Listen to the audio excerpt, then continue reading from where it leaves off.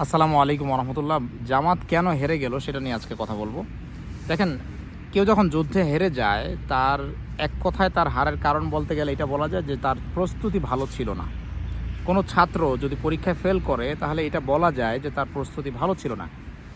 এখন আসি, এই প্রস্তুতির বিষয়গুলো আসলে কোত্থেকে জামাত কেন ফেল করলো এগুলোর কারণ যদি বলি, এটা 8টা 10টা 20টা 100টা কারণও বলা যাবে, বাট আমি ছোট করে কয়েকটা কারণ বলবো। প্রথম কারণ হচ্ছে আওয়ামী প্রশাসন। অর্থাৎ আপনি যদি দেখেন, শেখ হাসিনা যখন গণহত্যা চালাইলো জুলাইতে, তার পতনের পর ডক্টর ইউনূসকে ক্ষমতায় বসানোর পরে তিনি কিন্তু মোটা দাগে কোনো ধরনের রদবদল করেন নাই। যেমন ধরেন, আমরা 3 বাহিনীর কথা বলতে পারি, সেখানে যারা ছিলেন তারা ঠিক দায়িত্বে আছেন। আপনি র্যাবের কথা বলেন, পুলিশের কথা বলেন, কিছু কিছু পরিবর্তন করা হয়েছে। জিয়াউল আহসান, যিনি একা নিজ হাতে 1030টা খুন করছেন, এই ধরনের কিছু খুনি যাদের আলোচনা সামহাও মিডিয়াতে প্রকাশ পাইছে, তাদেরকে বন্দি করা হয়েছে বা রদবদল করা হয়েছে। কিন্তু মৌলিকভাবে মোটা দাগে প্রশাসনের মধ্যে কোনো ধরনের যে সংস্কার করা হয়নি বা কোনো ধরনের রদবদল করা হয়নি। সো একটা আওয়ামী প্রশাসন এটা দেখছে যে জামাতের যে আদর্শ, জামাতের যে নীতি, তারা ঘুষ খাবে না, তারা চাঁদাবাজি করবে না। সো এইটাতে নিজেরা নিজ ইচ্ছায় নিজের বিপদ ডেকে আনার তো কোনো যৌক্তিকতা নাই। এই জন্য তারা যে জামাতকে আনে নাই। আরেকটা ব্যাপার দেখেন, ভারতের যে নিয়ন্ত্রণ, ভারতের এটার সাবেক সেনাপ্রধান ইকবাল করিম ভূঁইয়া বলছেন যে ভারতের অফিস, রয়ের অফিস ছিল ডিজিএফআইয়ের অফিসের মধ্যে। সো এইখান থেকে ভারতের জন্য সব কিছু নিয়ন্ত্রণ করা খুব কঠিন ছিল। ভারত যেভাবে সলা পরামর্শ দিছে, কিভাবে ব্যালট পেপার ছাপাইতে হবে, কিভাবে যে জনগণ দিনের বেলা ভোট দিলেও রাতের বেলা ফলাফলটা কীভাবে চেঞ্জ করতে হবে, সব কিছু ভারত পরামর্শ দিছে। ফলে প্রশাসন, যাদেরকে আমরা ডিপ স্টেট বলি বা যারা রাষ্ট্রকে ভিতর থেকে চালায়, তো তারা কোনোভাবেই তাদের অন্যায়ের বিচার হোক এরকম কেউ আসুক এটা তারা চায় না। ফলে তারা সবাই এই জায়গাটা একমত ছিল যে আমরা জামাতকে চাই না। এটা হলো একটা কারণ। দ্বিতীয় কারণ বলা যেতে পারে মিডিয়া। দেখেন, জামাতের একটা টিভি ছিল, দিগন্ত টিভি। আমি এর আগে একটা টক শো দেখতেছিলাম, সেখানে জিজ্ঞেস করা হয়েছে যে জামাতের এই দিগন্ত টিভিটা জামাত কেন চালু করলো না। তো বললেন যে যারা পার্টনার ছিল তারা এটাতে আগ্রহী না, এবং কিছু টাকা পয়সা লস হইতে পারে, কিছু টাকা বকেয়া ছিল, এই জন্য 100 কোটি টাকার মতো, এই জন্য এই টিভি চ্যানেলটাকে জামাত চালু করে নাই। সো জামাতের যে ফাইন্যান্সিয়াল অপরচুনিটিস বা ফাইন্যান্সিয়াল ক্যাপাসিটি, জামাত চাইলে 2-4-5টা মিডিয়া কিনতে পারতো।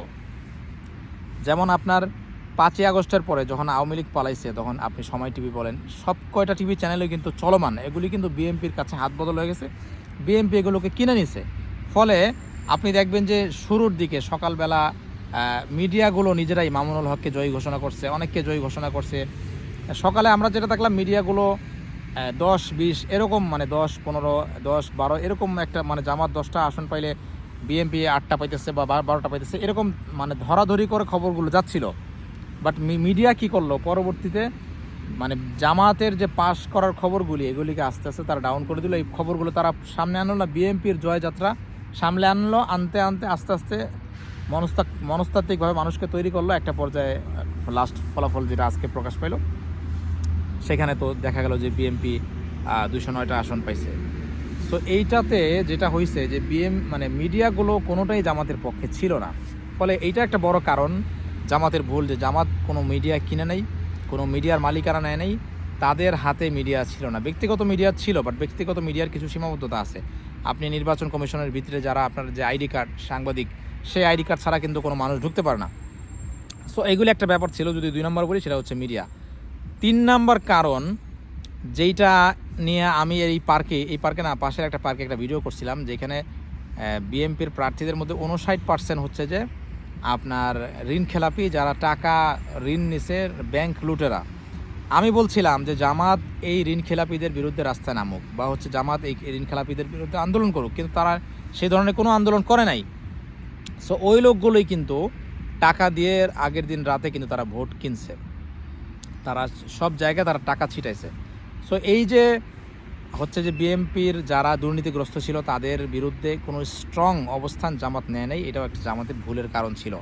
তারপরে দেখেন, বিএনপি সংস্কার বিরোধী যে প্রস্তাবগুলো দিছে সেখানে কিন্তু জামাত স্ট্রংলি বিরোধিতা করে নাই। যেমন ধরেন যে এনসিপি চাচ্ছিল যে প্রেসিডেন্ট বা হচ্ছে চুপ্পু রাষ্ট্রপতি তার যেন অপসারণ করা হয়। এইখানে এনসিপির সাথে মিলে জামাত কিন্তু ওই জিনিসটাতে জোর দেয় নাই।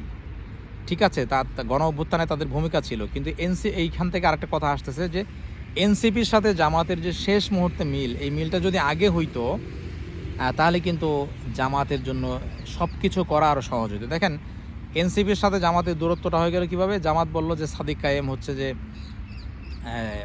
এই জুলাই অভ্যুত্থানের নেতৃত্ব দিছে, তো ওইখান থেকে কিন্তু আপনার সবগুলি শক্তি, আপনি এনসিপির যারা গণ অভ্যুত্থানে ছিল, বিএনপির ছিল, সবার মধ্যে একটা ভাগ বাটোয়ারা, একটা ডিভাইড কিন্তু ওইখান থেকে হয়ে যায়। সো এনসিপির সাথে যে জামাতের দূরত্বটা তৈরি হয়েছে শেষ মুহূর্তে এসে আবার এনসিপির সাথে যে জোটটা হয়েছে, এটা যদি শুরু থেকেই হইতো, শুরু থেকেই যদি এনসিপির সাথে মিলে সরকারের গুরুত্বপূর্ণ সংস্কারগুলি, আপনার রাষ্ট্রপতিকে অপসারণ করা, এই রকম বিষয়গুলো যদি জামাত জোর দিত, তাহলে দেখা যেত যে মানে সংস্কার জিনিসগুলো আরও সহজ হতো। কিন্তু জামাত যেটা করছে, তারা বিরোধিতা করছে বাট খুব স্ট্রংলি করে নাই। তারা বিএনপির যেই দাবি সরকার মেনে নিছে এগুলোর সেই অর্থে সেগুলোর বিরোধিতা করে নাই। সো এইটা একটা কারণ ছিল যে এনসিপির সাথে জামাতের শুরু থেকে ঐক্য না থাকার কারণে গণ অভ্যুত্থানের শক্তিগুলো কিন্তু আপনার হচ্ছে যে বিচ্ছিন্ন হয়ে গেছে। যার ফলে আরেকটা বিষয় হলো, আমি যেটা বলতে চাই যে উপদেষ্টা পরিষদের যে নিয়োগ, এইখানে জামাতের খুব একটা ভূমিকা ছিল না, বা এইটাকে সবাই মিলে, জামাত বলেন এনসিপি বলেন, সবাই মিলে এইখানে কন্ট্রোল করতে পারেনি যে কোন কোন লোক উপদেষ্টা পরিষদে আসতেছে, তারা কতটুকু। আপনি দেখেন যে বিএনপি থেকে একজন এমপি হয়েছে, হইলো আপনার কি বলে এটাকে, আইনের যে সরকারি যে আইনজীবী, অ্যাটর্নি জেনারেল কিন্তু বিএনপির পক্ষ থেকে হচ্ছে যে আপনার নির্বাচন করছে। তো এটাও বোঝা যায় যে বিএনপির প্রশাসনের উপর কতটুকু নিয়ন্ত্রণ ছিল। আরেকটা বিষয় বলে রাখি, বেসামরিক প্রশাসনের উপরে যে বিএনপির মানে হচ্ছে যে জামাতের নিয়ন্ত্রণ ছিল না, এটা আমি মিডিয়াতে পাইছি একটা চ্যানেলে, যে জামাতের পক্ষের মাত্র 5 জন সচিব ছিল, অপরদিকে প্রায় 100 জন সচিব ছিল আওয়ামী লীগের, আওয়ামী ঘেঁষা বা ইসলাম বিদ্বেষী, বা হচ্ছে যে ইসলাম বিদ্বেষী না, সবাই বিএনপি ঘেঁষা বা জামাতের মতো একটা রাইট মানে ডানপন্থী দল, তারা চায় না, তারা যারা ব্যুরোক্রেসির যারা লিডার তারা জামাতকে চাচ্ছিল না। সো এইটা একটা কারণ, তাদের দুর্নীতি করার মধ্যে অসুবিধা হবে। তো এইসব কারণে আপনি সামরিক প্রশাসন বলেন, বেসামরিক প্রশাসন বলেন, কেউই মোটা দাগে জামাতের পক্ষে ছিল না। তারপরে নারীবাদী যারা আছে, মিডিয়ার লোকজন আছে, তারা তো আছেই। তো সব কিছু মিলে জামাত যখন যুদ্ধে নামছে, জামাত অনলাইন জরিপ দেখছে, আমি আজকেও অনলাইন জরিপ দেখলাম যে মামুনুল হকের পক্ষে 80% সাপোর্ট, ববি হাজ্জাজের পক্ষে মনে হয় 10% সাপোর্ট, সে কিন্তু জিতে গেছে। সো জামাত হয়তো বা অনলাইন জরিপের উপরে নির্ভর করে অনেক কিছুই মনে করছিল যে বাস্তবে হয়তো এরকম, কিন্তু সেটা জামাতের ভুল হয়েছে। তো জামাতের এই ভুল থেকে শিক্ষা নিতে হবে, বাস্তবতাটা বুঝতে হবে। আর জামাতের বিষয়ে কিন্তু আমি এখন খুবই কঠোর হব, অনেক সমালোচনা করব যে ভুলগুলি জামাতের আছে। জামাত অ্যাকচুয়ালি নিজেকে যতটা স্মার্ট মনে করে, in reality they are not smart like that. কারণ তারা 1940 থেকে রাজনীতি করে, এখন পর্যন্ত ক্ষমতায় আসতে পারে নাই। তো ইসলাম মানে এই জন্য আসতে পারে না, এটা আমি মানি না। কারণ ইসলামের সব প্রিন্সিপালস কিন্তু জামাত মানে না, অনেক কিছু মানে, অনেক কিছু মানে না, কাটছাট করে মানুষকে আকৃষ্ট করার জন্য। তো জামাতের যে কি ভুল আছে সেগুলি আমি আরও বিস্তারিত বলবো। আসলে আমার সময় নেই এখন, ভিডিওটা লম্বা করার কোনো সুযোগ নেই, মাগরিবের নামাজের সময় কাছাকাছি, নামাজ পড়ে আবার কাজে যেতে হবে।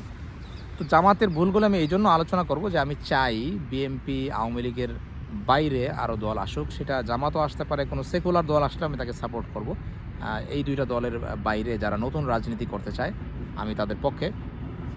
তো এখন আমি জামাতের ভুলগুলো যদি আলোচনা না করি, তাহলে সেইগুলো থেকে তারা শিক্ষা কীভাবে নেবে, আমার দেশের একটা দল তারা শিক্ষা কীভাবে নেবে। আর আগে আমি জামাতের সাপোর্টার ছিলাম এই কারণে যে আমি আওয়ামী লীগ বিএনপিকে চাই না, এই জন্য আমি জামাতকে সাপোর্ট করতাম। আর নির্বাচনের আগে আমি জামাতের ভুল নিয়ে এই জন্য আলোচনা করি নাই যে অনেকে বলবে যে ভাই আপনি জামাতের বিরোধিতা করতেছেন, যার কারণে আমি অপেক্ষা করতেছিলাম যে নির্বাচনটা হোক, তারপরে আমি জামাতের ভুলগুলো নিয়ে আলোচনা করব। তো আপনারাও মন্তব্যের ঘরে জানাবেন যে আপনারা আমার এই বিষয়গুলোর সাথে একমত কিনা, বা আপনাদের দৃষ্টিতে জামাতের ফেল করার আরও কী কারণ হতে পারে। জামাত ফেল করা মানে বাংলাদেশ ফেল করা, কারণ বাংলাদেশের বেশিরভাগ মানুষই জামাতকে ভোট দিছে, কিন্তু ইঞ্জিনিয়ারদের কাছে আসলে জনগণ হেরে গেছে। কারণ ইঞ্জিনিয়ারদের যে বুদ্ধি, ইঞ্জিনিয়াররা যেভাবে অঙ্ক কষতে পারে, জনগণ কিন্তু সেরকম অঙ্ক কষতে পারে না। ফলে শেষ মুহূর্তে ইঞ্জিনিয়ারদের গণনাই সঠিক হয়। তো ভালো থাকবেন, আল্লাহ হাফেজ।